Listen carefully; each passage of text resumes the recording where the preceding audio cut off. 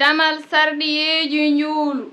baabun ko damal suruti salat damal sarɗiyeeji njuulu walis salati suruti wujub sarɗiyeeji njuulu ɗi wa suruti sihat sarɗiyeeji cellinooji njuulu ɗi fa amma suruti wujubi haa tawi ko farillaaji njuulu ɗi fa hamsatun ko ɗi joyi al-islam ko naatde l'islam woni goo wal bulu ko helli feere woni ɗiɗi waagul ko hakkilde woni tati wa dukulil wakti ko naatande waktu woni nayi wa duluhu da'wati nabi sallallahu alayhi wa sallam non hoode noddangu nelaaɗo Allah sallallahu alayhi wa sallam woni joyi wa amma suruti sihati haa tawi ko sunnaaji baɗɗiɗi juulɗi ɗi fa sittatun ko ɗi jeegom ɗaharatul hades ko laaɓal tayre woni goo wa ɗaharatul habas ko laaɓal soɓe woni ɗiɗi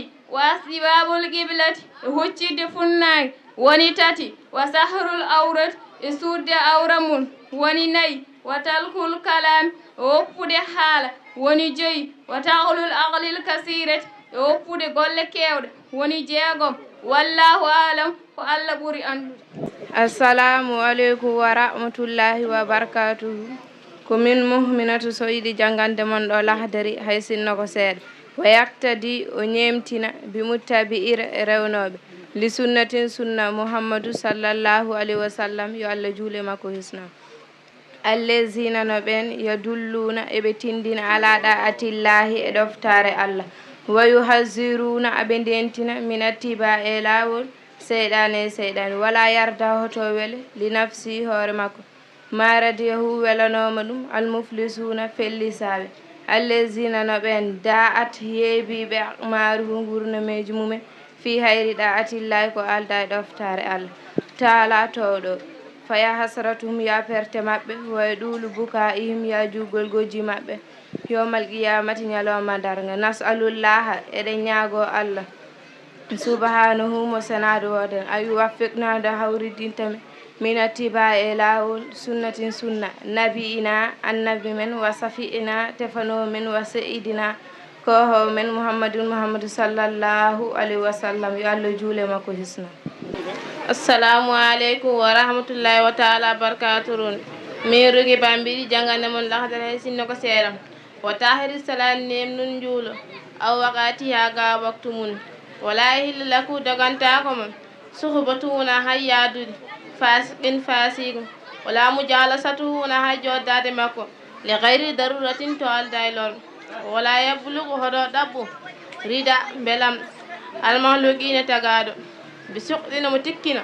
alhaali takɗo qala allahu ko Allah subhanahu senano wodani wallahu ko Allah wa rasuluhu ko naala Allah a haqqu kame ɓuuri handude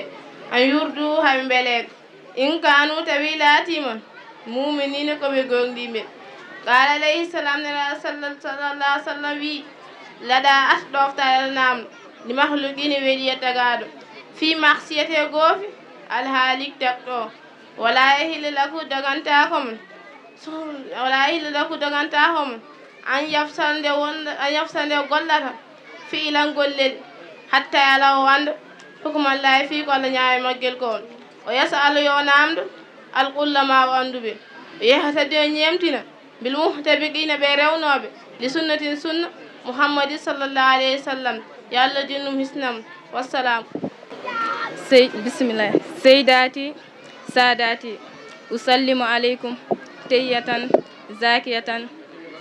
ɗeybatan mubaraka